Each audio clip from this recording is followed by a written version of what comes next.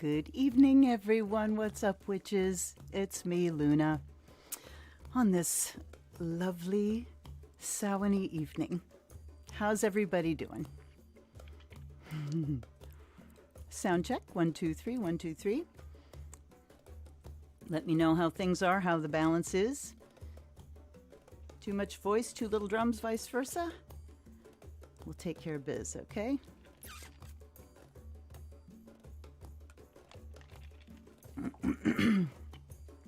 Hello, Samantha. Hello, Stephanie. Hello, Deb. Hello, Becca.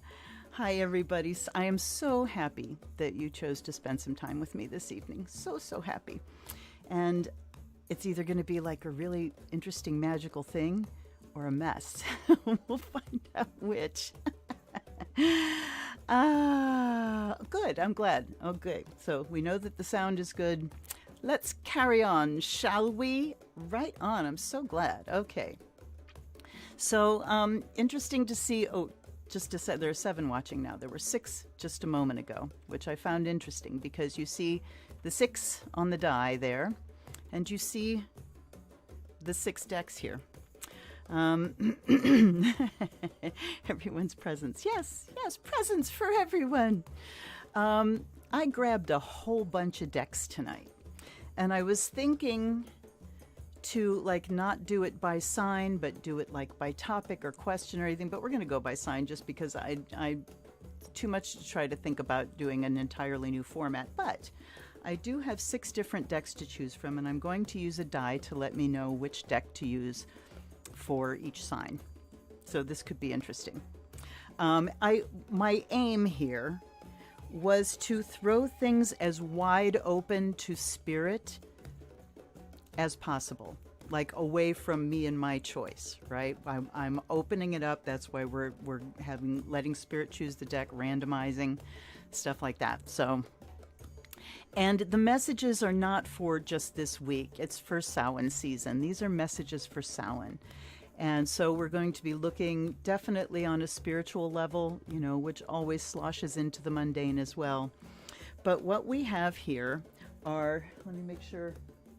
Yeah, I've got the names right. And I want to give you authors' names too. This is the Ghosts and Spirits Tarot by Lisa Hunt. And this was a gift deck to me from Delilah Mendoza. And then we have the Witches Tarot, my first edition. I think it's the first edition by Ellen Cannon Reed and Martin Cannon. This is the Haunted House Tarot. And that is by Sasha Graham and Mirco, Pierfederici. Lo Scarabeo deck, can you tell? This is Samhain Oracle, The Seasons of the Witch by Giada Rose, illustrated by Giada Rose. It's by Lorraine Anderson and Juliet Diaz. We have the Well-Worn Path, and this is Raven Grimassi, Stephanie Taylor, art by Mickie Mueller. And we have the Halloween Oracle, which you saw, was it last week, by Stacey Demarco. So lots of different decks to choose from. Hello, Marcy. Hello. Good evening. Happy Samhain. Yes, happy Beltane to those on the other end. I apologize to you that I will be focusing on Samhain energy because it's where I'm at, right? And, you know, I was thinking about pagan holidays and the fact that, you know, our year is structured around the harvest cycle and the cycles of nature. And so holidays aren't necessarily tied to the calendar. I did not really feel Samhain coming on till this past full moon, and it's really Scorpio season. You know, once the sun goes into Scorpio, it's definitely Halloween time. But by no means is it over on November 1st. That's when we hit the peak of the season, and you've still got half of Scorpio to go when you hit Samhain. You know, Samhain itself is like smack in the middle of Scorpio. So this is, you know, more the kickoff of the Samhain season, and it happens when it happens. We have, yes, I will do that, Samantha. We have family that live in Colorado, and they want to come back here because in Colorado you got lots of aspens, and fall is pretty much yellow. So they want to come back and they want to see the colors, but the last few couple of times they've come back in the fall, it's been like beginning to mid-October, not towards the end. And our climate has changed. Our seasons are shifting. We don't really hit peak color now. We're just coming into peak color. And my husband and I went out for a drive today, and it was absolutely beautiful. We go down to the valley where we live. We have the valley, capital T, capital V. And there's a beautiful, beautiful national park called Virginia Kendall there. And we just drive around. There's a place where you overlook, you know, forever. And it was beautiful and glorious. So I've got that wonderful Samhain feel. It's been rainy and gray. Samhain weather. Okay, so I'm going to set the decks aside in order so I don't forget which number is which. And then we shall go. But Samhain Oracle, being called the Samhain Oracle, was the one that I asked, how about this idea tonight? What do you think? You know, give me the vibe for tonight was actually the question. And the vibe it gave me, the card that came out was Altar. And this one, you know, flew out the deck. A sacred devotion, a worship skin deep rising from the ash, the waters you keep. A worship skin deep rising from the ash, the waters you keep. Okay, so Altar, what a wonderful energy for tonight, right? That this is sacred space we're moving into. And the energy of transformation, which is also the energy of Beltane. The energy of Beltane being catalyzing growth. The energy of Samhain being the cessation of growth, the completion of growth. Okay, I'm going to put you are number 6. Put you here. I've had to put an extra table next to me here for all the decks, So I have to slow down, folks. I already have to slow down. I'm getting ahead of myself. So when you decide to throw things open to spirit, you got to get very centered in your body. And I typically, when I would be doing Mother Drum, or have, you know, any big ritual or something to do, I would start getting very clumsy beforehand. And that's because I was getting way ahead of myself. So let's just kind of slow down a little bit. Let's do a smoke cleanse.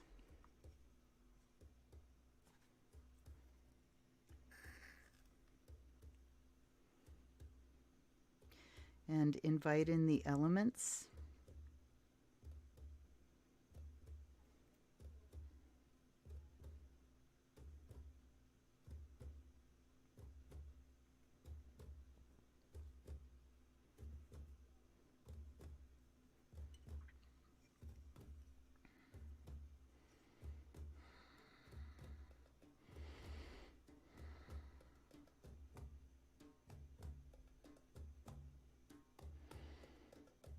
To the sound of the 4-beat drum, I offer you the blessing of air and fire. By air may you be purified, by fire may you be charged, as well as this space and myself. So mote it be.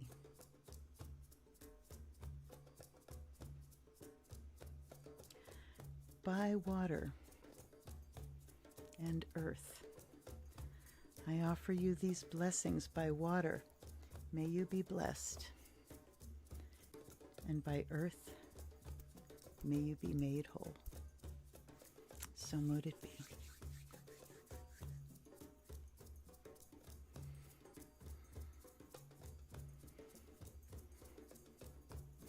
And with the sound of the bell, I offer you the blessing of spirit.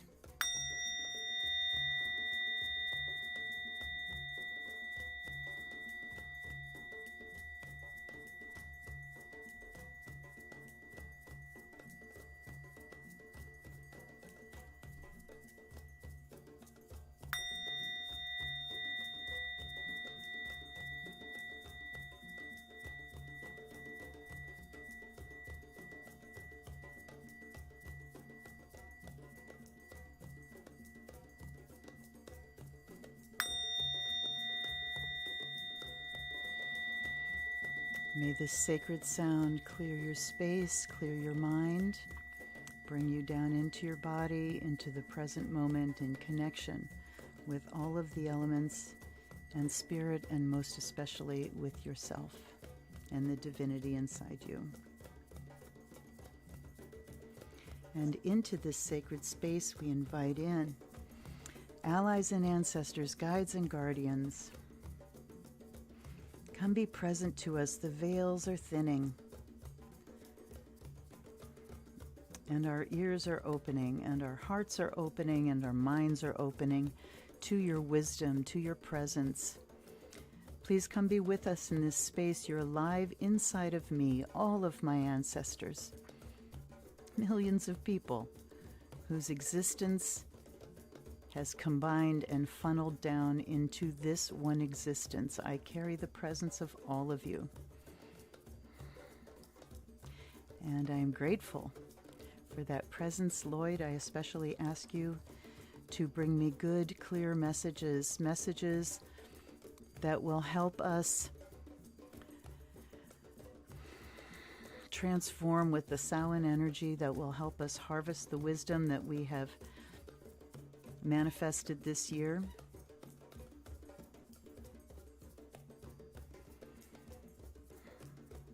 Please help me to hear messages that are helpful to all of my viewers. So mote it be and blessed be. We offer you this fresh water, and we offer you all of these wonderful decks and the authors and artists of these wonderful decks. Whoop! The Lover's card is coming out of the Ghosts and Spirits deck. So that tells me we are attracting good energies.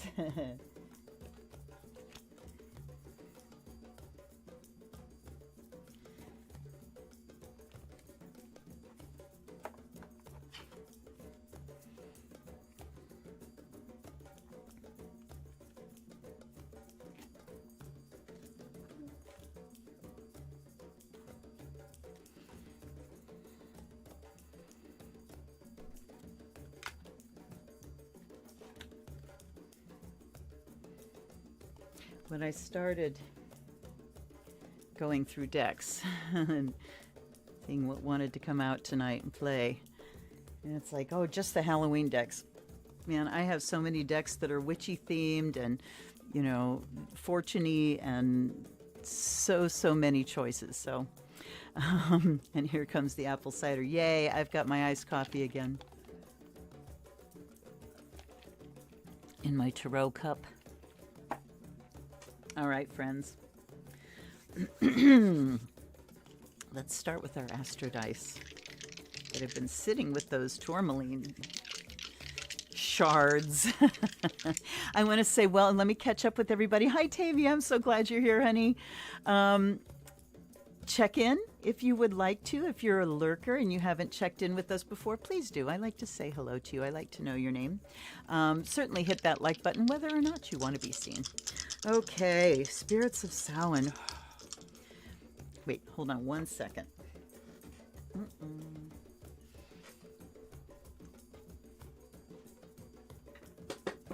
Yeah. I was feeling kind of 3 years old because my seat had sunk down. All right, there we go. That's better. Now,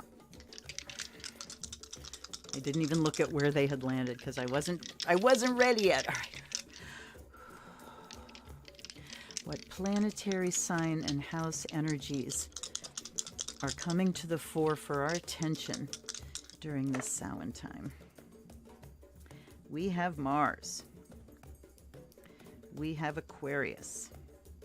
We have 12. Wow. Hoo boy. All right. Well, Mars. We know what Mars energy means. Wait, I got to get him in the middle. See, this is my thing, is symmetry. Okay. So, Mars, you know what Mars is. Mars is a boner. Mars is a warrior. Mars is a spear, a sword, a weapon, a passion, a drive, a chariot, a go, go, go, go. No stopping Mars. Mars is, you know, sometimes if you're I mean, think about when you were a little kid and you went to like maybe a wedding or some kind of gathering, and then there was the dessert table and all that stuff was there, and you were told, don't touch it, not allowed to touch it yet. And that thing inside you was just eating you alive because you wanted it so bad, even enough to maybe sneak. That's Mars. Okay. Mars is desire. Mars is, I've got to have it now. All right. So that energy is motivation. Mars is the energy that makes you stand up and do something. Mars is action, taking action. No more pissing around. All right. No more waiting. No more pussyfooting. Go, go, go. Aquarius, of course, is the sign of the inventor, the sign of the new ager, the scientist, the innovator, the rebel, the revolutionary, the blow it up and start again. We need to wipe the slate clean and start again. So it is the updating energy, ruled by Uranus, the awakener. So humanitarian purposes, science towards humanity. Here's the energy of Samhain. We need to really look at how we are, where are you feeling like your life is just outworn?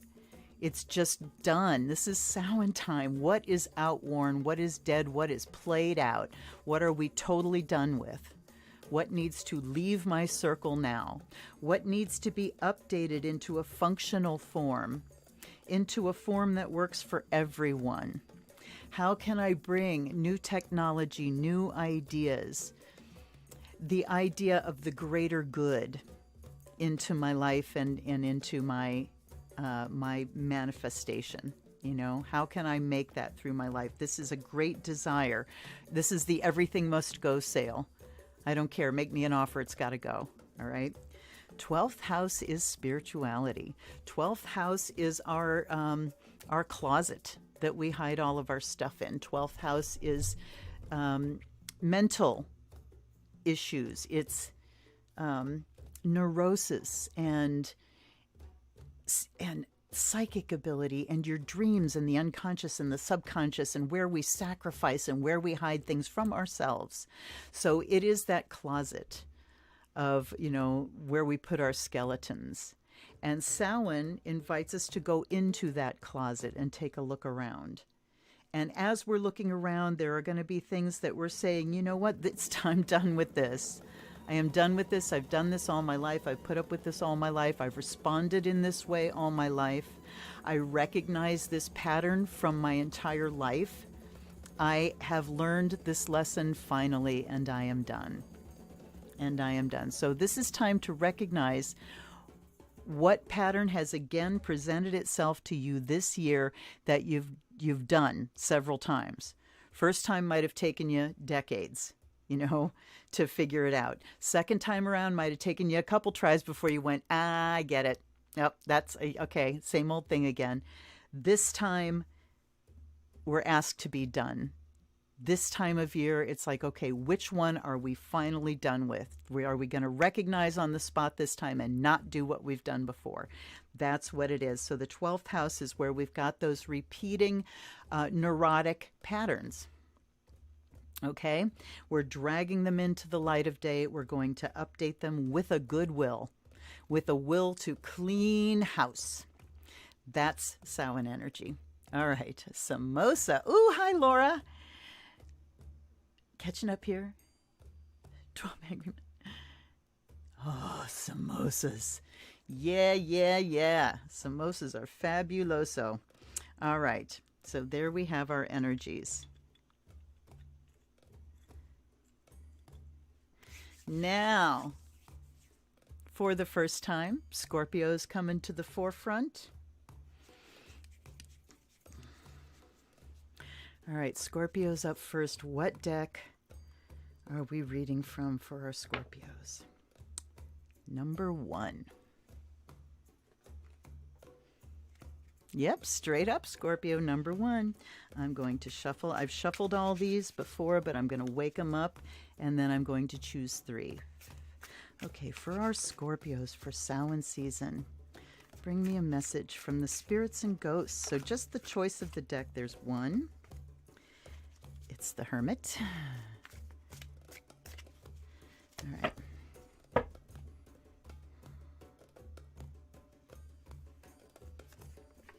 Ooh. And a third one fell. All right. Ooh, and she came up upside down. All right, so we have the Hermit, the Ten of Cups, and the Queen of Swords upside down. Ooh, okay. So, Samhain message for you, Scorpio, is looking at your hermity ways. And, you know, nobody loves privacy like a Scorpio. And to the point where you're very good at wearing a mask and putting a mask on so that people can't really see me, the real me. They see what I want to project. They see what I want to put out. But rather than hiding, let's shift that hermit energy to the knowledge of deep wisdom, connection with deep wisdom. What is hiding inside you, Scorpio? And what are you hiding from the world that they kind of really need to see? You may be hiding things from the world that the world really needs, and I feel like I'm going to cry. So there's the message. There's the message. So anybody with Scorpio moon, rising sun, there's something that you're hiding that the world needs from you. And we have the Ten of Cups. And it is, holy shit, you guys. It is the power and the intensity of your ability to love.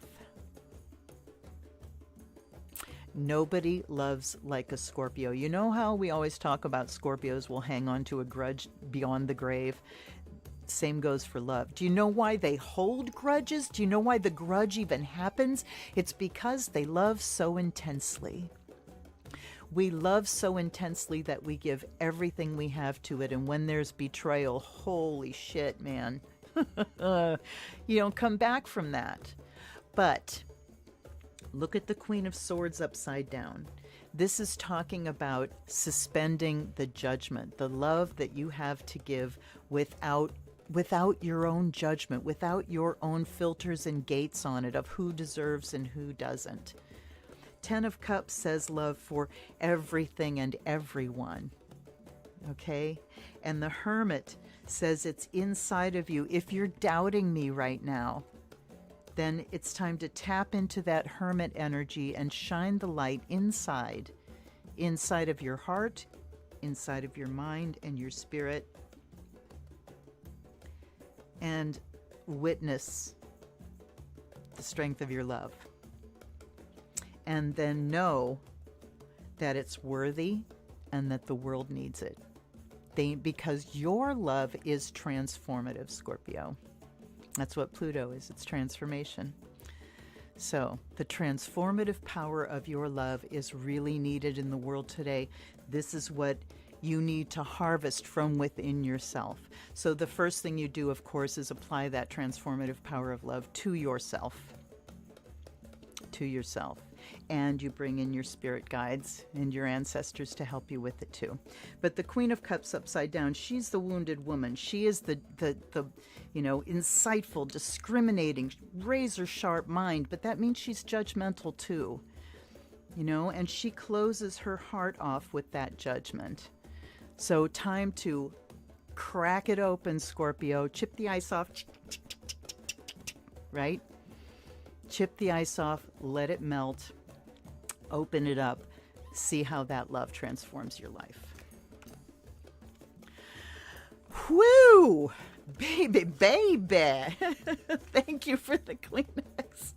Be the queen, damn it, that's right. So, alrighty. I hope everyone isn't going to make me cry, but you know what? That tells me I'm hooked in. So I'm okay with that. If you're okay, I got my Kleenex right here. All right, Sagittarius. One. I think that dice is loaded. All right, Sagittarius, same deck for you. Same deck for you, darling. It was the Queen of Swords, honey. Hold on. Let me make sure. Just listen to the drums.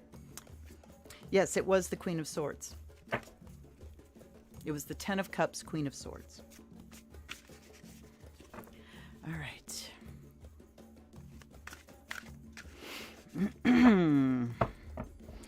Sagittarius.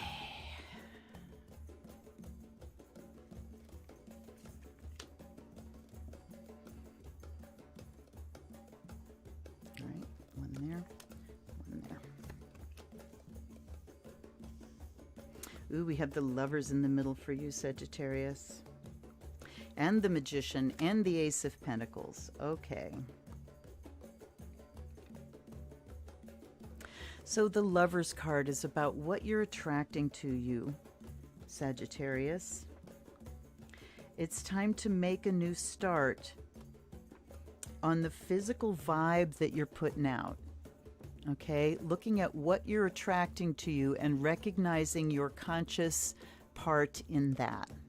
With the Magician here, it says that, you know, the Magician is conscious. The High Priestess is all about the subconscious. The Magician is about the conscious mind. It's about what I will. This is the will, all right? I will manifest whatever in my life.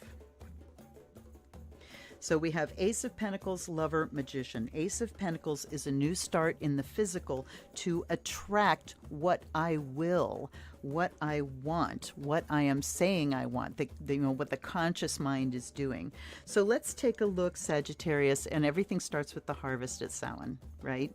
Let's look at what it is you are manifesting. What has become manifest in your life? What do you think about that? Is it a big yes, this is what I've been working for so long? Or is it a big, why do I keep getting this? Why do I keep getting this? Because the Ace says it's time to start something new. All right. And it's in the physical. So it can talk about the physical vibe that you're putting out. It could talk about how you're presenting yourself. It could talk about the arenas in which you are creating in order to make money. But something needs to start fresh. Something needs to be new. We need to get feet on the ground. Perhaps it's time to make a little more specific plan rather than just blasting it out there and seeing what happens. Because the two majors here can talk about really working on, you know, in the spiritual realm and in the heady realm to the point where I'm not doing the practical steps. And the Ace of Pentacles is saying it's time for practical steps.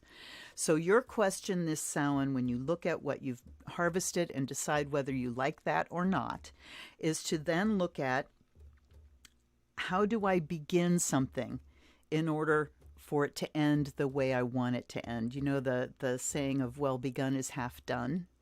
So well begun, Ace of Pentacles is saying, before you go into the next season, the next planting season, and look at what you're going to, you know, kick off in order to manifest, you need to look at how you are beginning. Are you making a concrete plan, or are you just charging full steam ahead like a great Sagittarian? Come on, giddy up. Off we go.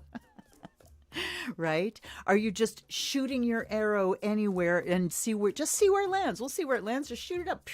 You know, aim. Ace of Pentacles is saying take aim. That you need to take aim.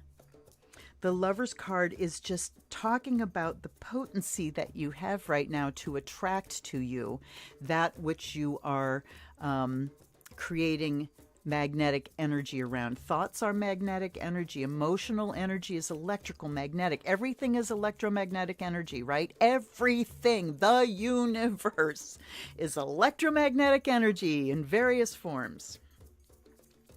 So the Lover's card says, whatever I charge my aura with, that's what I attract to me. The Magician says, I've got all the skills I need to do that. The Lover's card is more the vibe of attraction. That emotional investment of, oh yeah, I really want this. You know, I am horny for this in my life. Okay? And the Magician says, then we start executing the plan. So look at how you are beginning your things, Sagittarius, how you might fine-tune that process of deciding what you're manifesting. You know, have you ever even done that process of, I'm going to make a decision, this is a specific thing I want? So look at how you're beginning things, because right now you have a lot of ability to attract to you. Okay. I like this ghost deck. It's one of those decks where every card has a specific story to it. So it's really good if you can look everything up, but you don't gotta. It reads just like a tarot deck. What do you know? All right. Capricorn. Now, okay, now I'm having fun. I always have fun when I'm with you guys, but this is getting particularly fun now. Capricorn.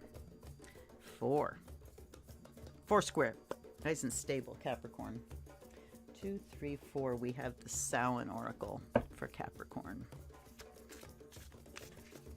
Seasons of the Witch. All right, Cappy. We're going to do 3.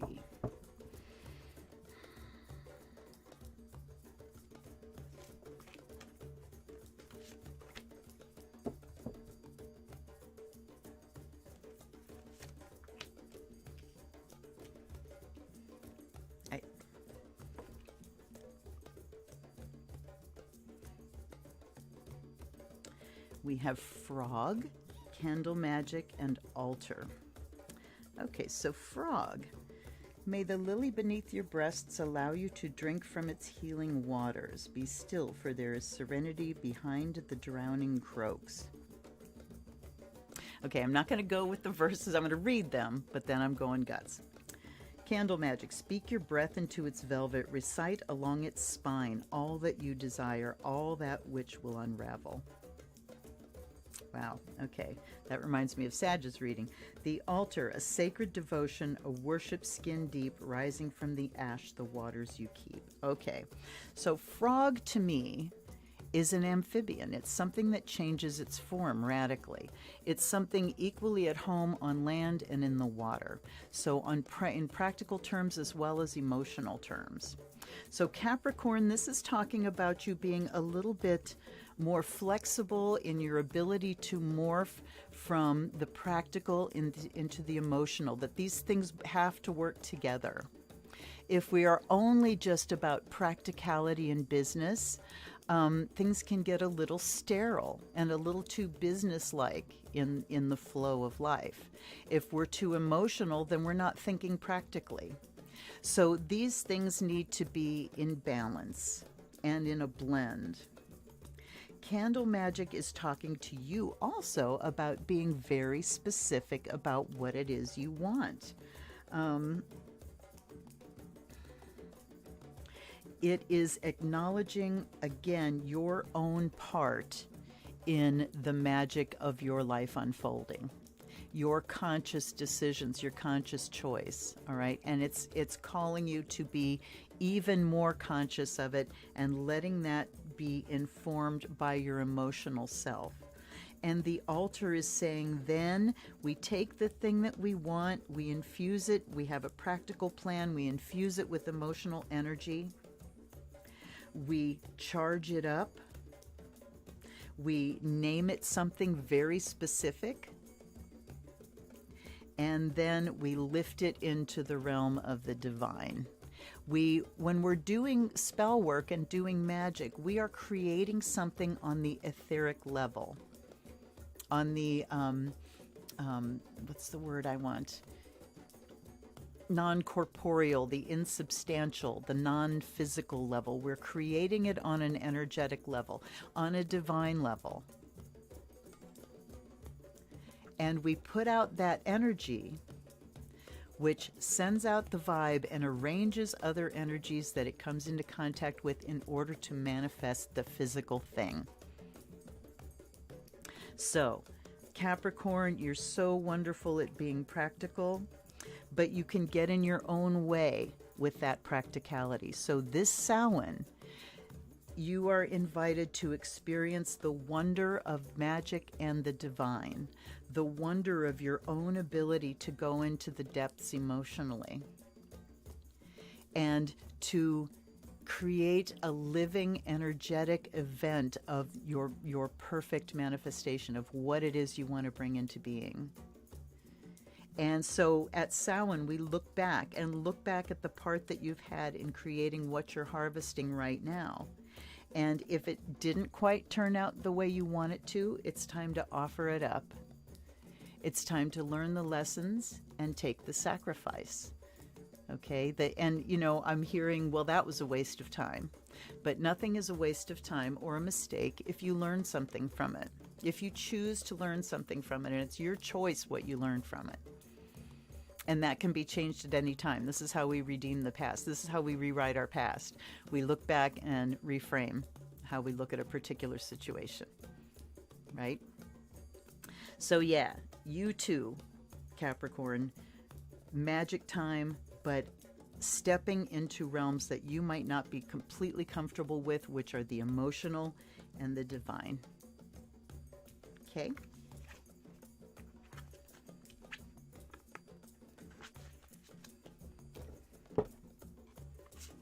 Oop.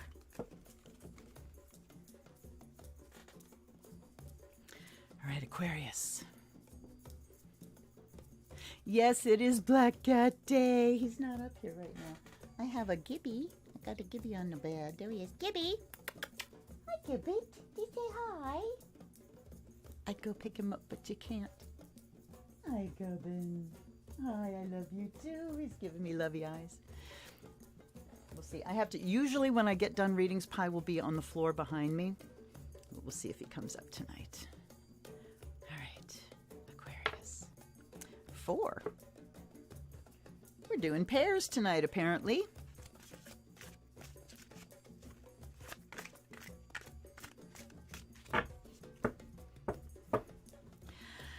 Aquarius. They're saying shuffle some more, shuffle some more.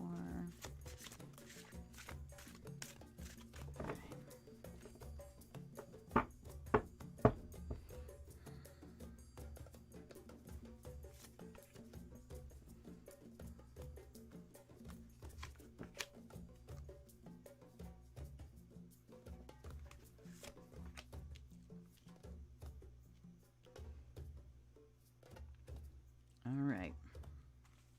Frog again comes out number 1.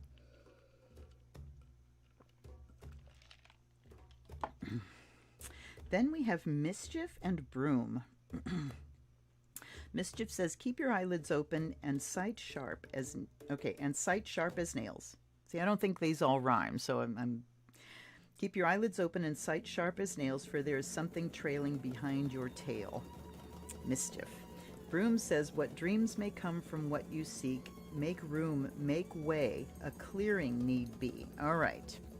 So Frog, again, is talking about going from one realm to another, blurring that boundary between the physical and the emotional. Okay, Aquarius, this isn't the most comfortable place for you, being an air sign and a fixed sign. You want things to be very definite. You want them to be one way or the other. You want it to be crystal clear. But Frog is saying there's some murky water here for you. So you need to be comfortable going into that murky water and swimming in that territory to see what's down there in the dark, see what's in the unconscious. Aquarius is all about the conscious mind, the logical mind, the brilliant mind, the creative mind. But Frog is talking about the unconscious and the subconscious mind. So again, being willing to go into these dark and murky places, Aquarius, this Samhain. There's information there for you. All right, let's see. Mischief says... Hold on. All right, the sense that I'm getting is that there's just some loose ends here that are flapping around. Broom says it's time to sweep something clean. Time to clear out, like we were talking about with the Astrodice. It's time to do a clear out. Aquarius is excellent at doing clear outs. You know, it's just like everything's got to go, and you just make a decision. Today's the day, and it all gets done. So we need to do that. But there's, okay, let me focus in on Mischief here. It's unfinished business. It's something that you're thinking you don't have to deal with because you know what it is, because you're conscious of what it is. But the frog is saying there's more to it than just the thoughts that you think. There's mischief that's coming to get you. Think about hiccups that happen. Think about little monkey wrenches. You know, every time I try to, something comes in and derails things. It's like the trickster. Something is trying to make you pull the fucking cork out, Aquarius. All right? You need to go diving into those deep waters, and I'm hearing you don't know everything. Ouch. Oof. Tough message for an Aquarius. You don't know everything, and the things that you're not willing to acknowledge keep tripping you up. Keep tripping you up. So we need to go in, look at where we're kind of stumbling, where we're just sort of tripping up, and then decide, okay, there's something here that needs to be cleared. But the broom is going back to the frog here, says it's something kind of below the surface. It is something of a more emotional nature. But you can be guided there by looking at all the little things that have been fucking up. All right? Wherever things are fucking up, it's calling you to them. It's calling your attention to them. Why do I still have to keep dealing with this? Because you're not done with it yet. It's calling your attention to it. And then, you know, use your fucking broom, man. Are you a witch or aren't you? Use your broom. We used to do a thing at the beginning of ritual that I called the bitch and sweep.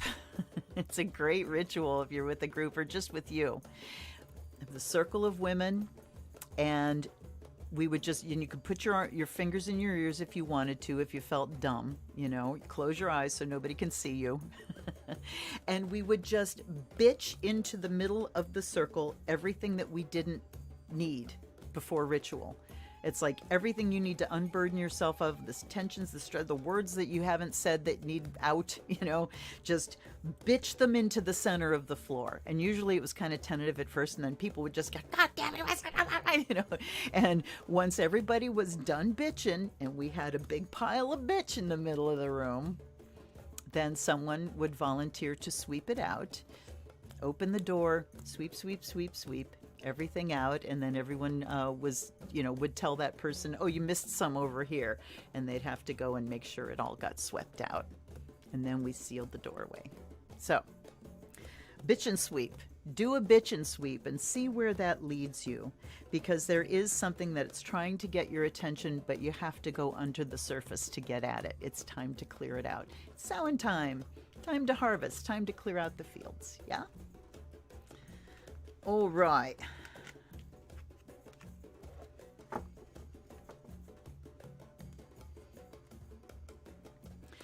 Okay, who's up next? Pisces is up next. 6. That is the Halloween Oracle. And boy, I'm pulling these decks out and I'm looking at this one going, yes, I definitely am going to edge this one in black. It'll look gorgeous. Gives me something to do when I'm staring at the TV at night. Okay. All right, Pisces, Pisces, Pisces.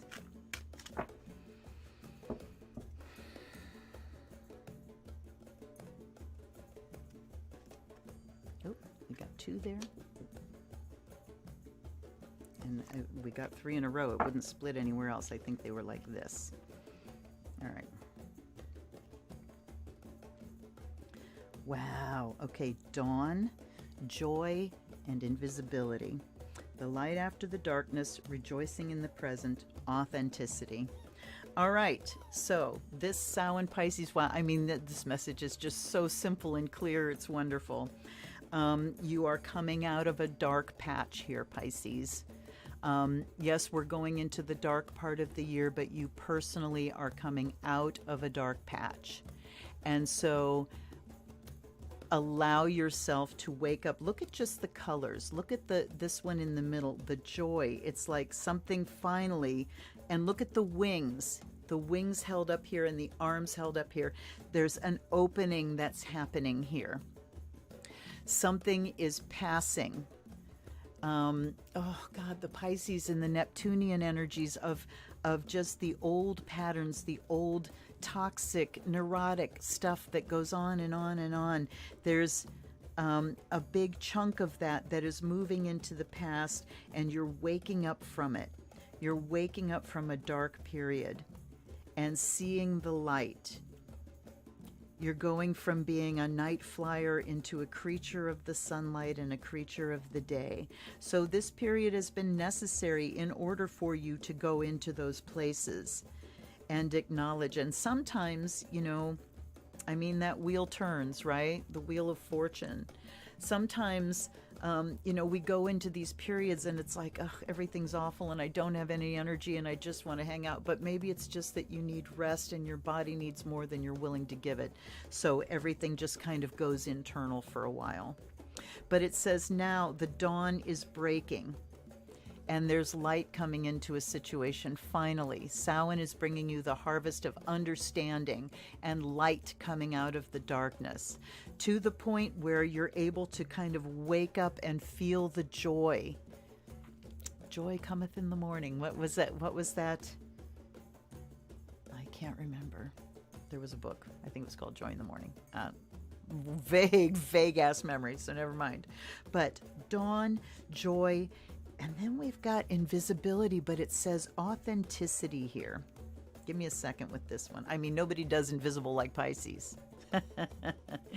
Pisces ruled by the vapor form of water, the fog form of water. You know, the mist that obscures, that makes you invisible, that hides, that allows you to hide.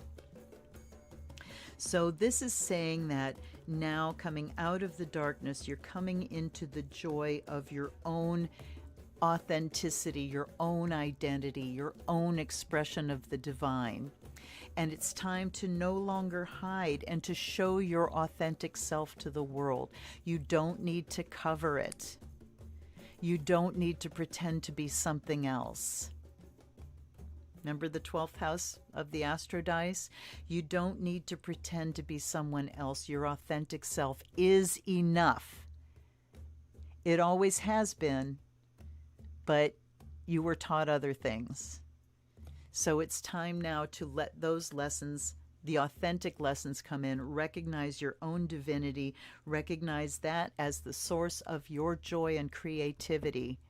And say no to invisibility again. You have a right to be seen. You have a right to be heard.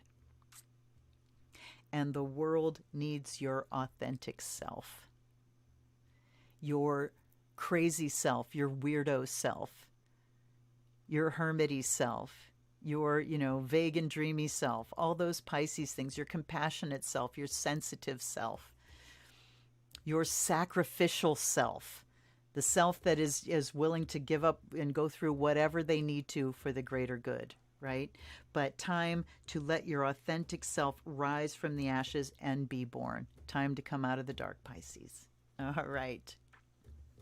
There it goes. Weeping may come at night, but joy cometh in the morning. Thank you, Tavia. Wonderful, darling. So I'm going to tell you about an idea that I had today, that I would like to start doing some live streams that are true collaborations, where everyone brings their favorite deck. Maybe I'll have a theme, and so you can pick a deck. And we ask a question, and everybody pick a card and see where we end up. You know, just these collaborative readings. I've been wanting to do this forever, but anyway, it's coming up in my mind again. All right, so that was Pisces. Psalm 35. Go, look at my witches. Yeah, where'd that come from? It's from the, you know, the furthest dusty corners of my mind, and look at y'all. Boom, boom. All right. So, Pisces, joy cometh in the morning, and your morning is here. And that made me almost cry again. Fuck. Aries. 6. So we had what? 1, 1, 4, 4. 6, 6. Pisces, Aries, 6 and 6. All right. This is Aries. Let's see what the Halloween Oracle has for you, Aries.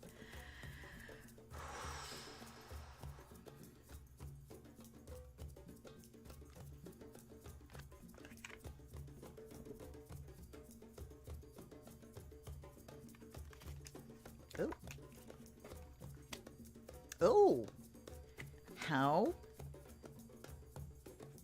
How did that turn itself? Were you guys watching? I had my eyes closed. When that fell off the deck, I think it fell off face down. Weird. Okay, we're going to leave it the way it is. I don't know if this deck even does reverses, but, you know, things turn themselves around. When you're putting yourself in a randomized and come on, Spirit, talk through me, you got to trust. Okay. Okay. We have winter, the sacredness of pausing. We have trick or treat, mischief and play. And then we have forgiveness reversed, reducing burden. All right. Well, right away, these are feeling like different pieces of a message. Okay, winter, the sacredness of pausing. So Aries, this is something that you are confronting at this Samhain time, is just your pace, basically. Because you go,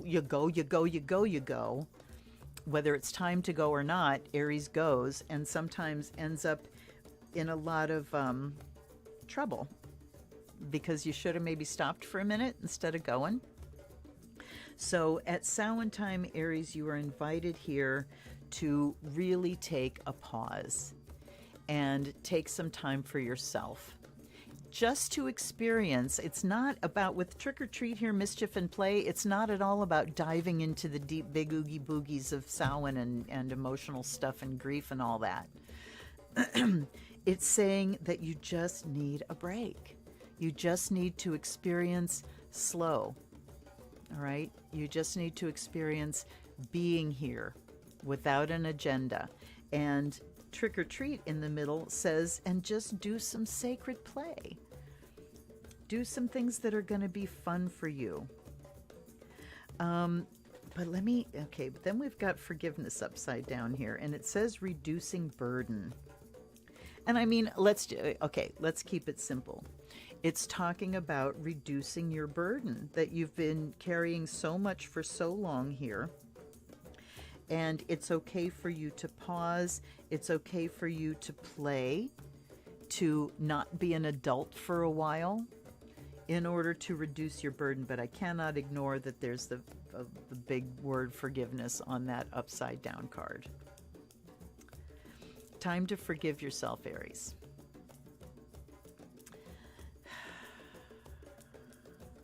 All right, hold on. I'm just waiting here. I'm just waiting for wisdom. Let's put a little bit of this on the charcoal. If it's still, there we go. Still smoking. All right.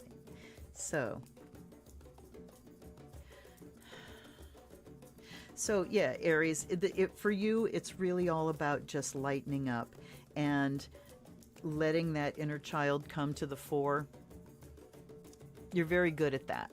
You're very good at that. But okay, I'm sorry, you guys. I'm struggling with the upside down forgiveness here. Hold on a second. Let's go to the book.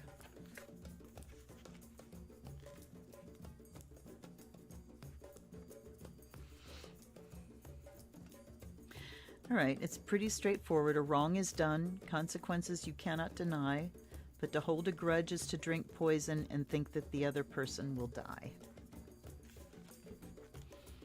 Trick or treat says, stalking and stomping, eyes shining and begging baskets, faces and bodies that are no longer ours, laughing skeletons in candy caskets. All right. So I think that the message here is just that it's time to take a break from the whole wrestling with the issue here that needs to be forgiven. Lightly I step, for the earth falls asleep, a lullaby to rest and pause, the soul's secrets to keep. All I'm thinking that this message is just a lighter one for you, Aries, that it is time to let yourself off the hook for the things that you do, the play that you have. Aries can be wonderful tricksters, and I'm looking at you. You know which Aries I'm looking at, Aries woman. The trickster, not taking life too seriously, right? So we can talk here about forgiving yourself for kind of being that way, being who you are. I have to be completely honest with you. They're not coming into a story in my mind here. I'm going to ask for one more.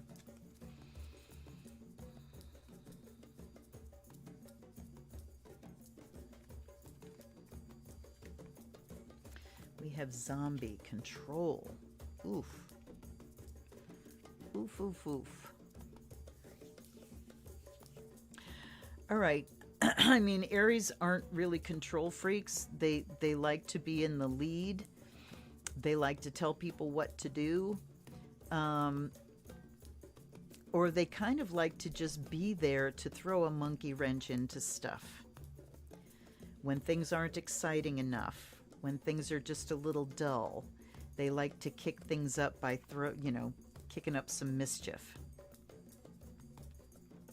And that is a good thing because it takes the burden of seriousness off of everything. It removes the burden of everything being too serious. So for you, Aries, at Samhain time this year, it's time for you to be a little less serious. There's heavy times that have been happening. It's time for you to kind of rest and recover from that. And not the most serious person to begin with, but be even less serious about the big things that are coming. Look at how you can bring play and mischief, that trickster energy, how you can apply it to the thing that's ready for transformation here. This card did not speak to me at all. All right. I want to apologize. Sorry, Aries, but I give what I get, and that's what I'm getting. Not everybody is going through big, heavy stuff. I mean, we all are to certain degrees, but we all approach things differently. And we all personally have different... Okay, let's see what comments are. Rest your body. You can still play in spirit. That's perfect. You have nothing to be forgiven for. Bah, ha, ha, ha. Stop carrying other people's loads because you're feeling guilty if you don't. Those are wonderful messages, Samantha. Thank you, my love. Thank you so much. Yes, that helps. Welcome to whoever's come in new. Oh my God, here we go again. Halloween Oracle coming to the forefront, taking its rightful place. Damn it. All right, Taurus. Yes, play is how we create. Play is how we learn. Trance is how we learn. We don't learn things and shift them into long-term memory unless our brain is in trance state. That's true. Okay, Taurus. We got 2 there.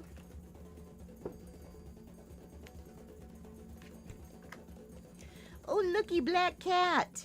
Came out on Black Kitty Day. Yay. All right, Taurus. Ooh, this is interesting.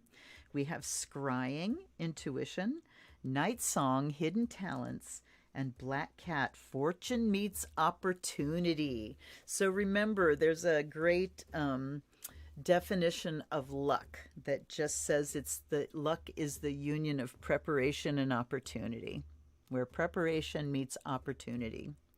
And there's also, hello, Andrea, welcome, my dear. Oh, my ears are tired. Okay, yeah. There's another expression, the harder I work, the luckier I get. The harder I work, the luckier I get. And the work is on the preparation, making yourself ready for what is ready to come in. So look at the intuition and hidden talents, scrying and night song and black cat. Ooh la wee, Taurus. Time to tap into that intuitive side, find your gifts there and see what you can do to translate those into opportunity. I mean, this is as witchy as you get, right? So scrying is about really pushing the conscious mind out of the way and letting the unconscious really come to the front. Scrying techniques can do the thing with your eyes, to take your eyes sort of out of focus. And it puts your brain into theta frequency and opens that channel. It opens that channel. So Taurus, opening that channel and looking at, okay, hold on.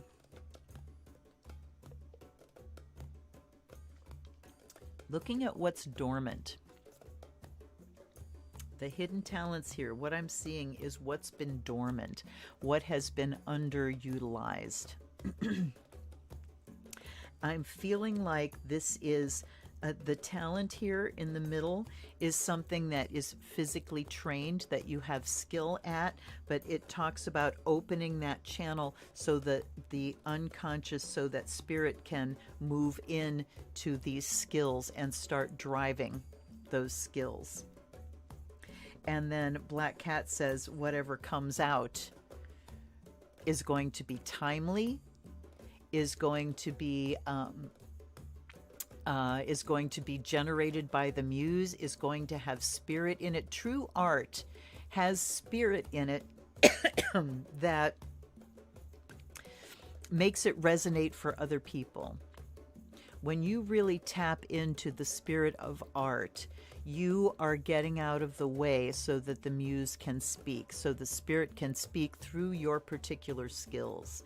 And when you do that, it truly resonates with other people. Others that have had that experience will immediately go, I know exactly what this person is saying here.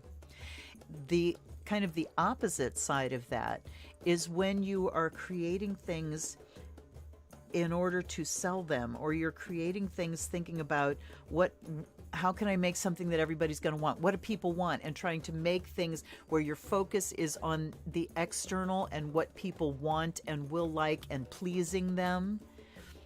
Then you have stepped out of your authenticity. You've stepped away from spirit guiding your skills into, I need to please people.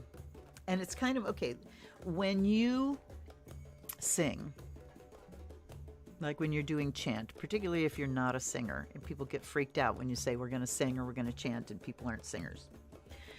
The thing with singing is you have to be focused on your experience of producing the sound, not what it sounds like. Because if you're focused on what it sounds like, you're behind everything, because you have to hear the sound and then process it back through. Was that right or was it not right? So you're constantly like in a backwards thing, rather than this is what it feels like producing the sound. I'm taking care of my breath. I'm taking care of my emotion. I'm letting it flow through. And then you free it. You know, as it's produced, it's free. You can't change it after it's already produced and you hear it and go, oh, that wasn't right, I want to change it, right? So you've got to be focused on how it feels to produce it. Am I in that zone? Because when you're in that zone, that's what really is attractive to people. That's what brings opportunities. That's where other people recognize your authenticity, because it's like, yeah, you got it, man. You got the gift. So, who was I on here, Taurus? So, yes, time to really put faith in that gift. Have faith in that gift. And don't think you have to sell your entire soul every time in order to be worthy, in order for people to value what you put out. Okay, it starts with you valuing what you're putting out, letting spirit go through it. This talks about Samhain being a time of deep, deep connection for you with spirit, and bringing forth the voice of spirit, the voice of your ancestors, and seeing what opportunities that opens up in your life. Okay. Yay.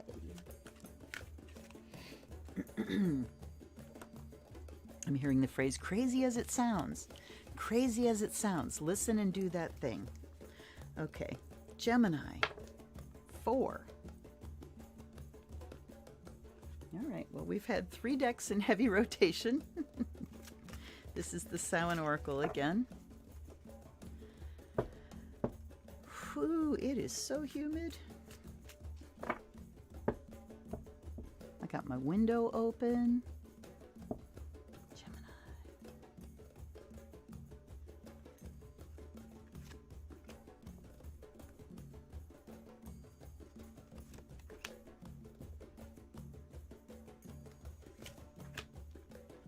Ooh. We have elements, wolf, and voices. Remember to feel the warmth pulsing through her womb. You are a child of mother. True harmony awaits you. Wolf says, devour the ferocious calling within the howling of your spirit. Run wildly into the freedom of your knowing. Voices say, with a tug at the gut, feel them romance your very breath. Listen to the gentle flickering within your eyes, for this is where they guide. Woo, that's pretty pretty woo-woo. All right, I'm grabbing the book for this one. Elements is talking about taking care of all the levels. All right, so Gemini, it's saying you need to make sure that you're taking care of yourself on all levels, that you're taking care of your physical body, you're taking care of your mind, and looking at the state of your mind, whether it's stressed, how clearly are you thinking? Looking at your own vision and your will. Are you feeling the strength of your will right now, or are you feeling yourself just kind of petering out with no passion? Right? And then water, are you taking care of yourself on an emotional level? So you're a child of mother, true harmony awaits. It's talking about harmonizing all of these parts of yourself together, and then the spirit part as well. So it is a call, Gemini, to integrate. That's what I'm getting here, is we've got all these disparate parts and we need to integrate them. We need to make sure that they are all working together and pointed in the same direction. I'm going to look up wolf. Pardon me.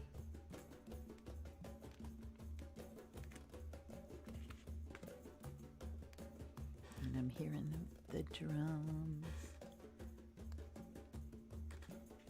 Wolf is at the very, very, very, very end. All right, let's see here. Okay, Wolf is calling to remind you that you know your way home. You may feel lost or confused about something in your life. You may not know which direction to travel or what is safe to pick up along the way. Wolf allows your instinct to take over. You receive this guidance through the urges you feel. It's like a push and pull right to the center of your being. So you need to integrate yourself because there's a call here that's calling you back home, calling you back into a more authentic version of yourself. Look at where, Gemini, the activities of your life, the roles that you play, end up fragmenting you. You have the person that shows up at work. You have the person that shows up with family. You have the person that shows up with friends, the person that is private. You have all these different parts of yourself and these different roles that you play. But there's something wilder in you, that is really calling you out. And in order to heed that call and follow where it's leading, you need to integrate all those parts of yourself. This is what ritual is about. Why we invoke the elements is because we're calling all the levels of ourself into the same place at the same time. We are calling them to attention. Come here, be as one. Spirit is what pulls them all together. And then voices. All right. So with wolf and voices, there's a message here from Spirit for you. This card can come to you as a reminder to listen to the guidance offered by Spirit through your environment. One of the best ways to connect is to go out in nature, ask a question to the wind, and listen for an answer. Perhaps a plant suddenly moves nearby or something floats on the wind just in front of your face. These are all signs from Spirit to you. So it's also saying that you get messages from literally from the elements when you go outside. I mean, you can literally go outside and look up at the clouds and do a reading. Watch how they're moving, describe them to yourself, and get a reading from that. So this is saying it's time to start listening to the messages that are coming from that deep unconscious, from that wild voice inside of you, Gemini. And Gemini, you're so good at adapting that too can kind of fragment you. So I'm going to stick with the message of really integrating yourself, Gemini. And when you do that too, when you connect with the elements, when you're grounded and you're really connected, it keeps you in a very stable place so that you can really reach out beyond the boundaries of your body. You can really reach out into the etheric level and listen to the messages that are coming to you and the voices that are bringing those messages in your intuition. Sometimes Gemini can get really stuck in that logical mind as well. Too much emphasis on the logical, the linear. This is saying that you need to go more into that fuzzy, wild realm where things are non-linear, where things don't make so much sense because there's just as much value in the things that are speaking to you from there. So this Samhain, Gemini, for you, it's about losing some layers, losing some barriers to the messages that are coming from your deep unconscious, for your wilder self, calling you out. All right. Let's see if we'll get another deck. I don't know. Gemini, Cancer. Born to be wild.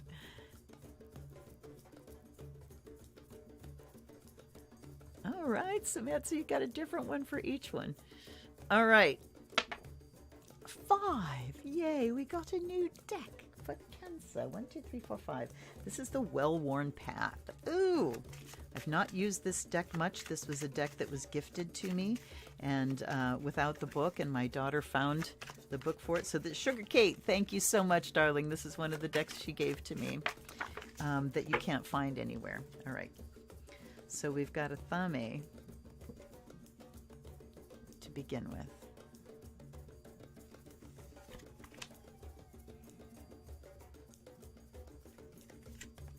I find that if I visualize the glyph in my head. Okay. I'm going to put them in the order they came out in. I just stuck that one in the middle, but let's put them in the order they came out in because that's what I've been doing. Athame, the crossroads, as above, so below. All right, this is easy. Cancer. It's decision time. The Athame talks about your will. So for you, Cancer, rather than kind of swimming in the emotional realm and letting that be the deciding factor, how do I feel about this? Athame is saying, what do you want from this? It's time to identify your will, to sharpen it. The Athame in ritual, if you've never watched my Art of Ritual series, which I did years ago, but I haven't really seen a need to update them, look at the videos on the elements and on tools, because there was a thing when I was trained, they talked about never having your Athame sharp, that you want to dull it, because I mean, these were people, I was trained by people that were in covens, and so you had a bunch of people in a little room, and they were saying, you know, you've got to dull it down because you can hurt somebody. Okay, no. Why would you want to take the symbol of your will and make it dull? Why would you do that? To me, a razor sharp athame in a room full of people means I need to be absolutely conscious of what's going on at every moment. I need to be in the driver's seat and directing my will.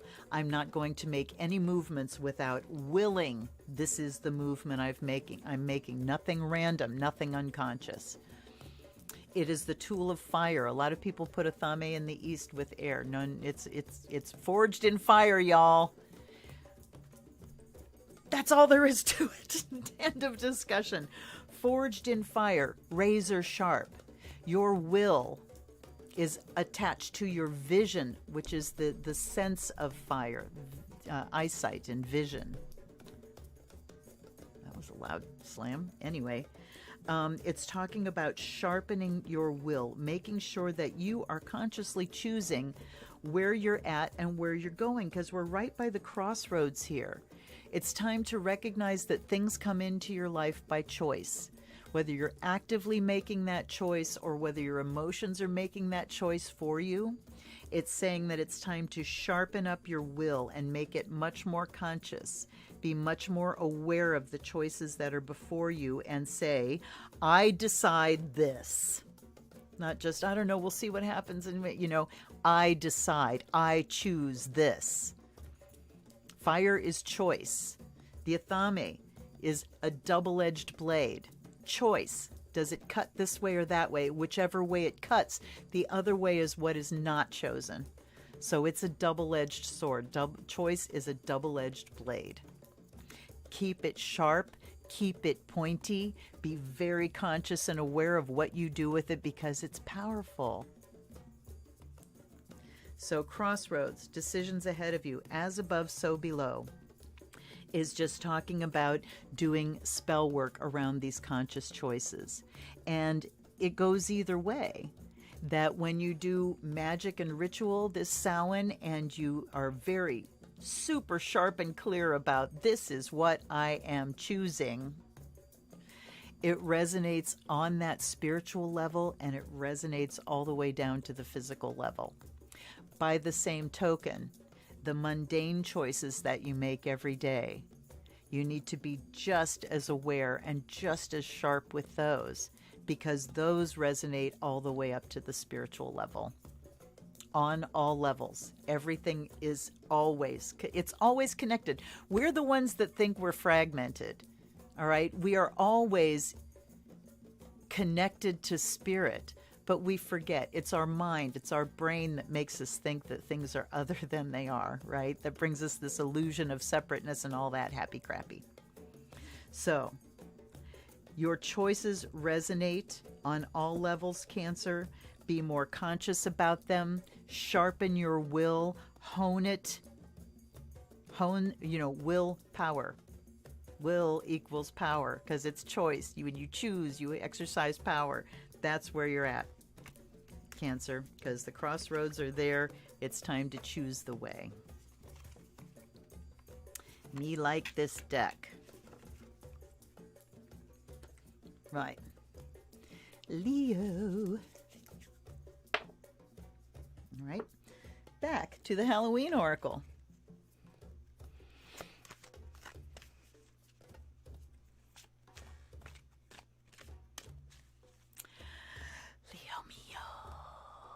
Where my lions at?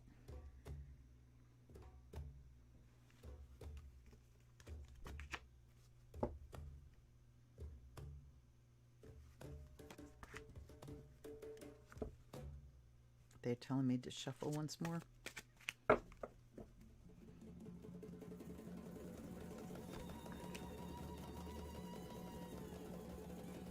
Ooh, okay.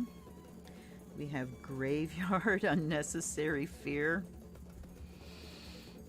Oh, I feel so called out right now. Unnecessary fear, authenticity, and hidden talents. Okay. So, time to look at what stories you're telling yourself, Leo. What story of fear, gloom, despair, and agony are you telling yourself? Because it is resonating and it is taking you into places that are robbing you of your power. Nope, my charcoal's burnt out. I'm going to make another one. So graveyard, unnecessary fear. Why is it I mean, think about it. A graveyard, yes, everybody's afraid of a graveyard because, you know, ooh, dead people there. But it's saying unnecessary fear. Because, yeah, graveyard, dead people. They're dead. When I worked for the College of Medicine, and I went down into the anatomy lab for the first time, to you know, tour, and I saw an embalming. They had 2 bodies that were in liquid, and they had graduate students that in anthropology that would come and do like very good dissections, you know, perfectly done, so that the students could use them for study. And then there were the cadavers that the students were using. And I was kind of like, ooh, you know, going down in there, and you see these bodies, and it's like the animal you knows ain't nobody in there. Dead, gone, dead meat. There's nothing in there. And, you know, I experienced that the first time when my grandmother died when I was 22, I think. And I was afraid to go in and see her. And when I went in, it's like, oh, look, it's just grandma and she's not home, you know? So there's this unnecessary fear attached to graveyards and dead bodies. And I think a whole bunch comes from Christianity and their obsession and fear of death. You know, this is going to heaven is supposed to be the thing that we're all aspiring to, but man, we're going to avoid it like the fucking plague. So yeah, Leo, time to look at the unnecessary fears that you're carrying, things that you are adding to, stories and manifestations that you are layering other stories on top of that take you to a place of fear. Again, feeling so called out here. So time to restructure that. The invisibility in the center says that you...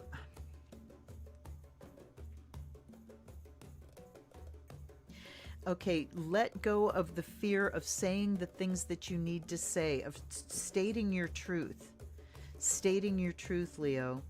It's very easy for you to be people pleasers because we want to look nice. We want to look great in other people's eyes. We want people to love us. So we can be terribly inauthentic because our fear is saying if you let people see the real you, they ain't gonna like you because you're a worthless, lowly, humbly, bumbly ball of shit. Okay? And then Night Song over here, we have hidden talents. All right, hold on. And look at how the bird is looking back here to authenticity. So Leo, your talents are copious and you are worthy of love. If you let those talents show, maybe not everybody is going to love them, but the people who get it will. Not everybody has to love you. Right? Only your people. That's why I'm here going, you know, I'm not here for millions of views and all that kind of stuff. I just want my people. I'm just here for my people. So, time to kind of come out of the shadows, Leo. And I'm hearing fake it till you make it so loud.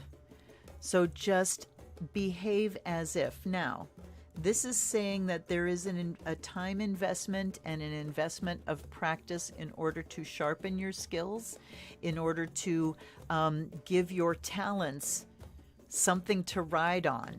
Skill and talent are the two sides, right? I used to talk to my kids about this all the time because they have copious talent. Talents are freebies. Talents are the trines in your natal chart. They are gifts, freebies. Here, I give this to you for free. How you pay for those gifts, though, is by nurturing the skills so that your talents have something, a worthy vehicle to use to get out there, you know? If you don't have the talent, there's not a fucking thing in the world you can do to get it.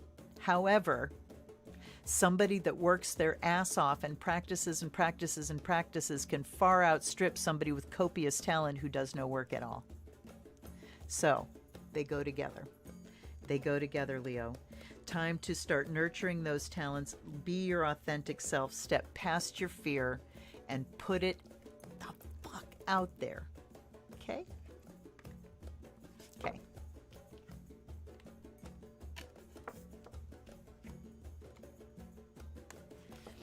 All right. Yes, I don't see any lions. Have we got no Leos? No Leo rising, no Leo moons, no Leo suns but me? Am I the only one? All right, Virgo. All right, Halloween Oracle. Boy, stepping up to the forefront tonight, isn't it? Pick me, it says. All right, Vierge. That one levitated. All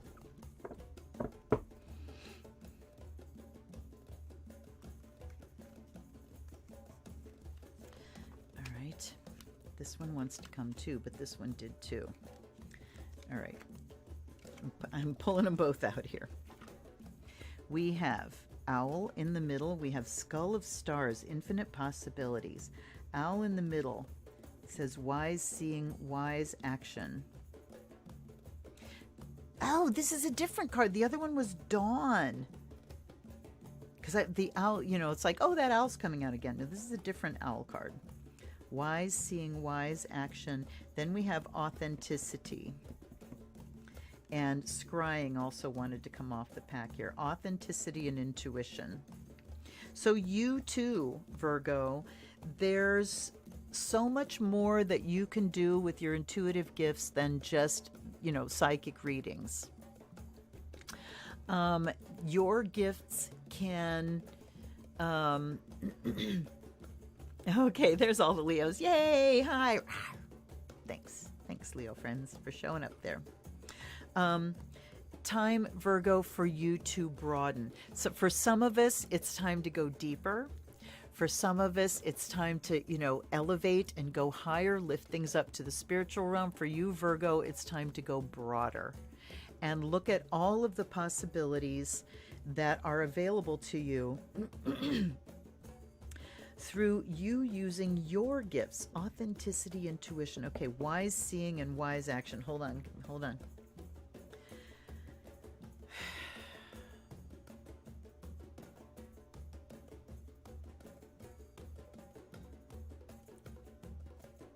Okay.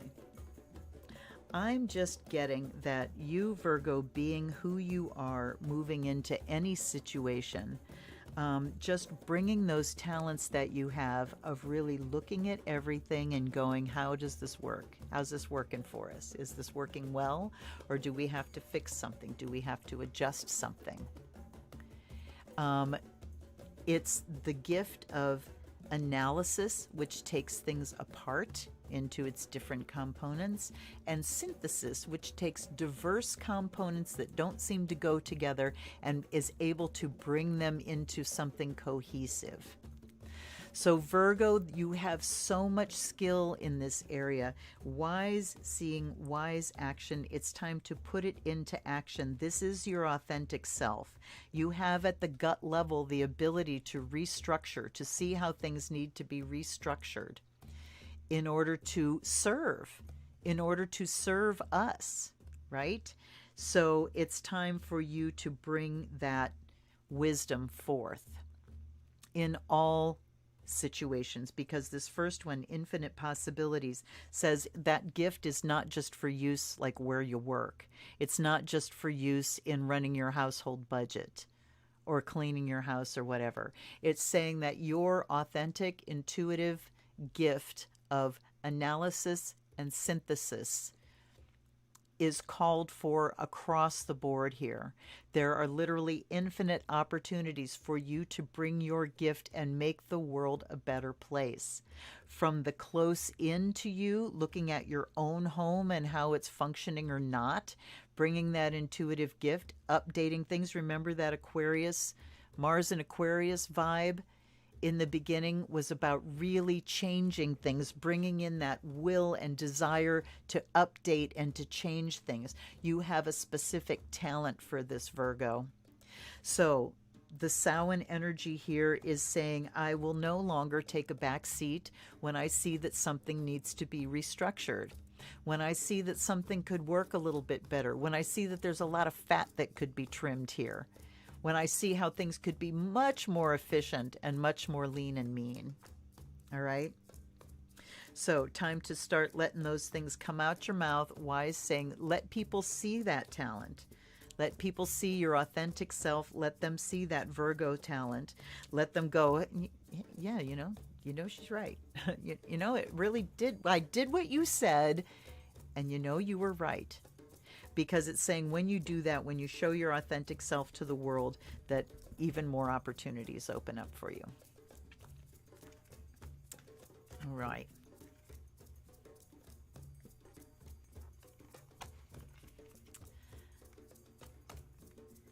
Okay. You go in there. You go in there. You, ghost. Ooh. The ghost of regret just came up. All right. Last one, Libra. 4. All right. So we never used the Witch's Tarot tonight, and we never used the Haunted House. All right, Libra. Bringing up the rear.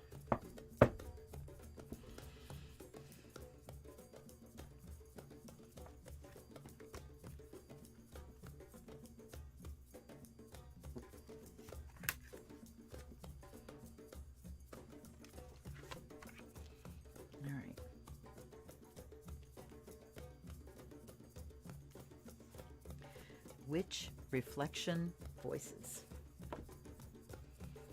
Grab hold, allow the dwelling fire within belly awaken all that is.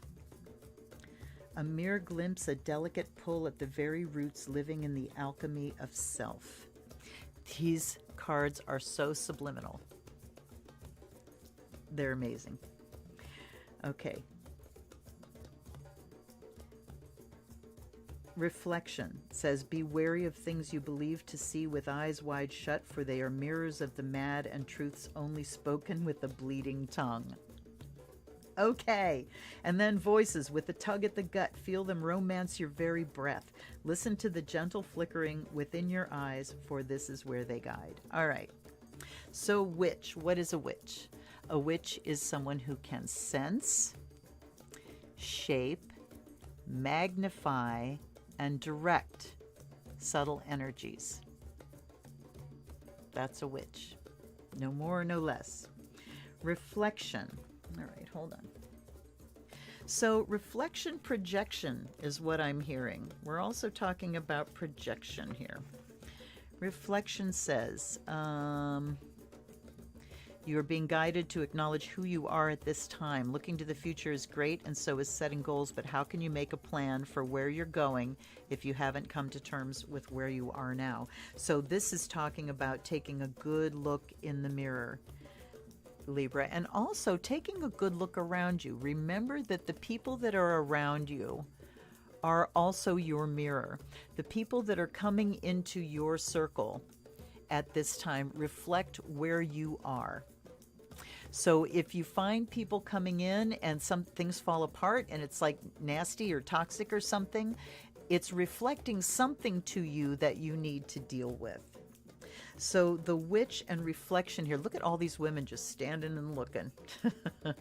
The witch at Samhain time says it's time to go a little bit deeper.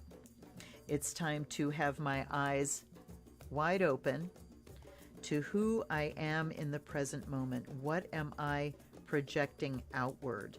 Be willing to look in that mirror with very wide open eyes, you know, with a coup to praise and stare, right? And be honest with yourself about where you are. Kind of, I'm thinking about, you know, looking at where you are in your life path in terms of sort of your personal seasons. You know, I am in my personal fall right now, personal autumn, heading to winter. Where are you as far as your age goes, as far as where you are in your life? Where would you place yourself, like seasonally? That can sort of help you see where you are on your path. Remember also that the path is a spiral. It's not a line. It's a spiral. We go around the circle. First Saturn return, it's like, okay, first presentation of lessons, here we go, test time. All right, second presentation, it's like, oh shit, I've been through this before, I've been through this before, I've been through this before. How do we respond this time? And it goes round and round and round. And this go round on the karmic wheel, you're going to see the same patterns coming up over and over and over again in your life. Those patterns are spelled out quite clearly in your natal chart. And even though you can progress your chart and you do evolve as a person, those initial patterns, karmic patterns, that's the magnet that pulled you into the situation you were born into. All right, the magnetism of those karmic lessons. Your patterns are your karmic lessons. Okay. Voices talk about the messages that are coming to you, the guidance that's coming to you from the ancestors. So I'm looking at this witch with her hair all flowing and undone, with these beautiful flowers that she's gathered and herbs that she's gathered. And I'm looking at reflection, this woman in this very, tight black dress, long sleeves, kind of very severe hair. So your reflection, is it authentic? Is it who you really are? The witch needs to look and answer that question. And it's okay if you're not ready to be a witch out loud. Not everybody can. But are you being your authentic witch self when you can be? When you can be. Time to listen to the voices of the ancestors, talking about the image that you're projecting right now. And first of all, when you're taking a look at yourself in that mirror, be easy, be nice. Don't be judgmental on yourself. Just acknowledge where you are. And then stop, listen to the guides and the ancestors, listen to what they have to say about it, and then you move forward. Move forward towards letting your hair down and being your authentic self. All righty, my friends. I am going to do a collective reading tonight, and I'm going to use the deck of character because I just really want to. This is a deck that I made for myself. It is an authentic deck. Thedeckofcharacter.com is the website. They are sold out worldwide right now. You cannot get your hands on this deck. So what I did was recreate all 113 cards for myself. Never going to sell it. When it's available again, I will pay the author for an authentic copy, but for now, I've got this copy in my hands, and let me tell you folks, when you make your own deck, and what's fun about this deck too, there's 113 cards in it. What's fun about this is I can add all kinds of new ones if I want. There are places, characters, and tools. Okay. And I want to ask a very specific question here. I want to ask about the pandemic and moving into the future with this. I want to see where we're headed. We have cases going down in the U.S. You're very welcome, Laura. I have... Okay, a quick summary using the haunted house one. All right. Well, I'm going for these. Okay, I'm just catching up with messages. Hey, you guys, I'm so glad you're appreciating this. All right, so let's look at where are we going. I want a 5-card line, please. And I'm looking at from now to Beltane. Okay, now to Beltane. Let's call it the next 6 months. So I'm going to take 7. Okay, I want to know what's happening with the pandemic from Samhain to spring, what's happening with the pandemic from Samhain to spring. I'm going to spread and pick. And I've got my eyes closed, and I'm keeping them closed. Okay.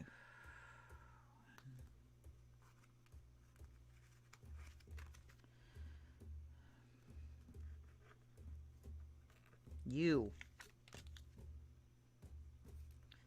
3, 4, 5. It's under here. 6, right there. And 7, right there. All right.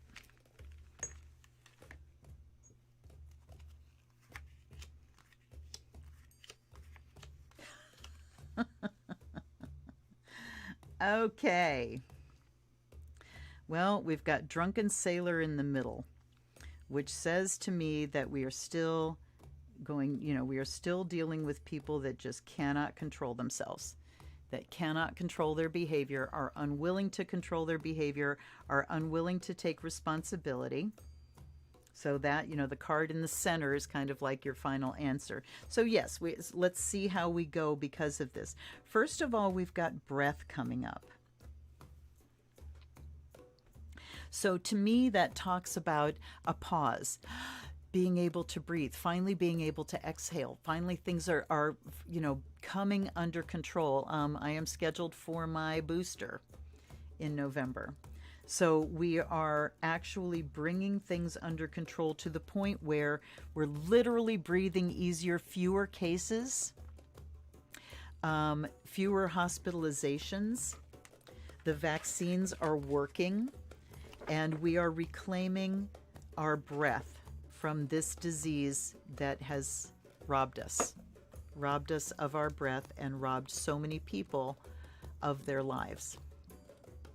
There was something today, I can't remember, I think it might have been a CDC guy that came out and named a number, talking about the Trump administration, of 139,000 people, and said there were that many people who died unnecessarily, because the Trump campaign was so taken with the election that they kind of forgot that they're the boss of everything and needed to protect us from this stuff. So, yay, Becca, good for you. And then we have a maze. So, breath and a maze. So, we're still having to navigate unknowns and hidden twists and turns and corridors, and there's still not a clear path forward. And then we've got blood. Let's see. So, we are going to be called to sacrifice. Things are getting better, but it's saying that we then once again kind of go into something that's not easy to navigate, something that's not clear, where we don't have clear directions. And this has been a problem, is that, everybody is so, we're dealing with such frickin' toddlers that nobody is allowed to say, here's what needs to happen. We're not, allowing mandates to happen. So it's every man for himself, and everything's very unclear. Well, sure, yeah, masks are great, but we're not going to tell you to wear them. It's that kind of crap. This is kind of making my throat go, but it smells so damn good. I'm putting more on here. This is my Isis resin incense, by the way. I need water. But because of this lack of clarity, lack of direct, clear guidance, a clear map, blood comes up, which says, yeah, we're going to bleed again. So I think there's going to be another maybe minor surge. And if we go like November, December, January, come January, we're going to have some sacrifice to be making again. Drunken sailor in February, my God, everything, all bets are off. It looks like people are just sort of, I just want my, think about the drunkenness. You have no self-control. So a lack of self-control here. November, December, January, February, March, smoke. smoke and hole. So smoke can talk about something being obscured, like smoke and mirrors.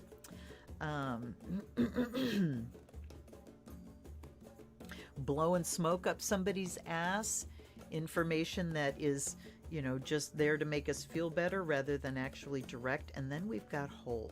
That's April. This is May. Oh my God. Okay, I'm also getting vibes of just in the US and actually worldwide is what I was focusing on. We've got smoke and then we've got whole. So unless we get clear information and clear direction here, we're looking at another hole. We're looking at dropping into another hole. And then come May, we have circus. So free for all. So it's looking like, you know, governmental factions are still going to be pushing and pulling against each other, that the people that are in charge now are so gun shy about pissing off the toddlers that they are not standing in their strength. And this has been a symptom of the Democrats for fucking ever in this country, is just being cowards. Just being cowards. When you're up against people that will do and say anything to get their way, you have to be able to stand up just as strong and push back just as strong. And this is saying that maybe we're not going to do that. But smoke, it looks like there's definitely some obfuscation, some deliberate not giving of correct information that takes us into a bit of a hole, and then a circus mess that we have to untangle. So, okay, let's see. Yes, he's barfing. Yes, he is barfing.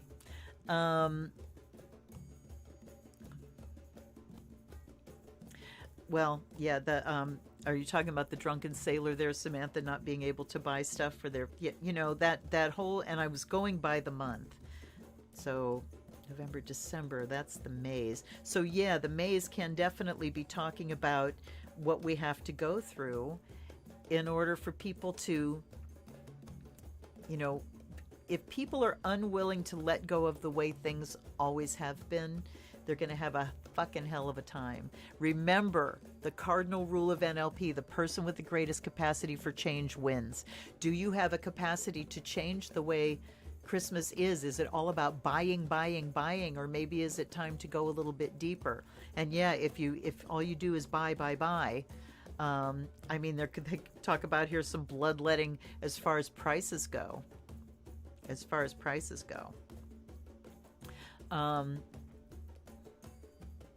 Yeah, I mean, and I copied these as close as I could. If you go on YouTube and search deck of character flip through, there is a very good flip through where you can see every image, and I went through that video and just paused it. Some of them I had to draw like 3 or 4 times. The circus tent I drew a couple times, and oddly enough, the ones that are really kind of complicated like that, I just sort of did it and forgot it. But the ones like this and, you know, bed and the house under construction that are sort of structured, I did several times before I got them right. So okay, I think that we've got another round to go, and at the very least there's going to be more fallout from these crazy people that have no self-control. I'm also, like I said, looking at this as far as the government in the US and the January 6th commission, because we've got November, December, January, February, that these people are just going to be doing anything they can to throw monkey wrenches into things and blowing smoke out their assholes. They're going to blow smoke out their holes to keep the circus going before the midterms. Wow. Okay. Yay. I'm so happy for you, Becca. Yes, you know, having time off, oh my God. Just having the ability to be with people. And I am very excited because all of our clan is vaccinated. Everybody's going to be boosted by the holidays, and we can be with each other this year. And after last year of not being able to, wow, are we ever reclaiming it. And I'm going to be making so much food, so much good food. Oh, it's all about the food. So anyway, there's our little deck of character. I want to start doing some other readings with this, topical readings. Let's take one last, Samhain message here.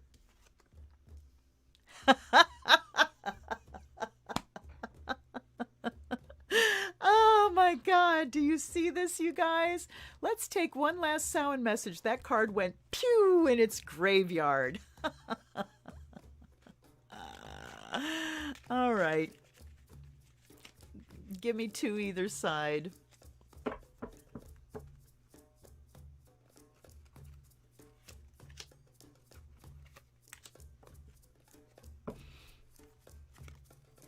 Oh, okay. I don't know if I'll actually get a message out of this because I didn't really have a question. It was just a Samhain message. Graveyard in the middle. Okay. We have Mr. Slug, Weirdo, Tongue, and Repairman. All right. So the graveyard at Samhain, the things that are dead and buried. What is it that needs to be dead and buried? Wow, okay. Help? Help? Mr. Slug talks about going very slowly and leaving a trail wherever you go. Just going very slowly. It talks about being lazy, kicking back, being your damn weird self for Halloween. This can talk about having a really fabulous costume, letting your freak flag fly. This is a time of year where you can be your alter ego. Slow down. Tongue, it can talk about talking, it can talk about tasting. And Repairman. Okay, this to me is talking about the letting your hair downness of Samhain, the spookiness, being able to dress up and be a great big kid, and, you know, let your alter ego and your inner weirdo come out to play, that being sort of a rest, and tasting the deliciousness, letting yourself have some candy, taste some good things, and that's kind of a maintenance thing, that this helps us reset. Letting your alter ego out at Samhain lets you reset. Now, another story coming here. When I was in Up With People, we were in, I think it was Astoria, Oregon for Samhain, and we stayed with host families the whole time that we traveled. And we were having a cast Halloween party, and we just had to rely on the people that we lived with to help us pull costumes together out of our asses, you know? So my host mom had these white sheer curtains that I could use. So they were see-through, but it was like having a big veil on. And I had some black and white, I got some black and white makeup, and I did a fabulous skull face. And I made a scythe, you know, a broomstick handle and a blade with tinfoil on it. And I did the bones on my hands and everything. And nobody knew who I was. I was there and I just would stand. And if I saw somebody, I would do the thing, you know, pointing at them, I'd pick you. And nobody fucking knew who I was. Somebody finally figured out because they recognized a ring that I had on, and it's like, damn it, I should have covered my hands. But nobody knew who the fuck I was, and it was so freeing to be there and know nobody knows who I am, and I can play this to the hilt and scare the shit out of people. Oh boy, it was fun. So that's what Samhain is about, being able to kind of hide the outer projection and let this something come out from inside and play with fear in that way, play with kind of being the one that instills the fear, maybe, you know. It's a very freeing and fun thing that can actually help us, you know. It's self-care. That kind of fun is definitely self-care. That's why run fairs and things are so much fun, just to be somebody that we're not, or be somebody that we are that isn't, you know, sanctioned for a while. So, okay. But the fact that the graveyard flipped out when I specifically asked for a Samhain thing is fucking hilarious. Thank you, deck of character. I love this deck. So, all right, you guys. Thank you so much. If you enjoy what I do here and you'd like to support this channel, there are 2 links down below that you can send me a donation. Anything that you want, I bless you for. Nothing is too small. There's also a Patreon link if you want to join for $3 a month to support the work I do. Again, I bless you for every single thing, and may it come back to you threefold. Decks. I need to catch up on a backlog of unboxings. I've just been so fatigued lately, but I will be catching up on that because that's one of my passions that has been very dull lately. So hoping that that resurrects this Samhain and releasing a whole bunch of good unboxings for you, because I've got some really cool new decks that you need to see.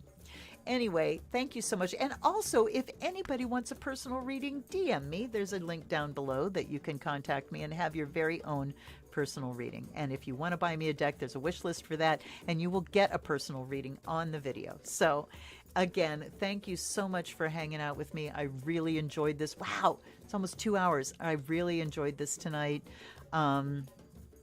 You have re-energized me tonight, and I am beyond grateful for it. I pray that your Samhain is powerful, resonant, healing,